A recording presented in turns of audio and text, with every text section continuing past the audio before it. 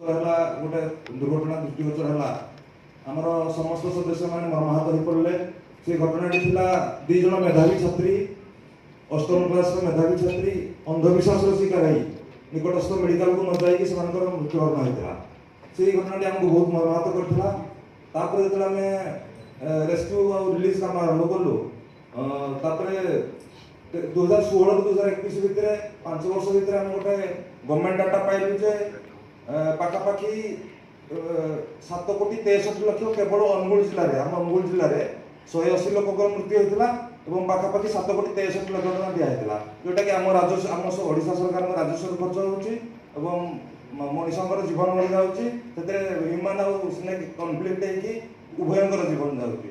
तो अनुरोध रही सरकार को तार कनफ्लिक्ट केमती कमे हे डिपार्टमेंट तरफ रो कलेज डिपार्टमेंट तरफ रो कि मेडिकल डिपार्टमेंट तरफ रो अवेयरनेस करके कनफ्लिक्ट कमेले आम राजस्व बंचो तथा सापर जीवन बंचो और मनीष मान जीवन बंचो। धन्यवाद।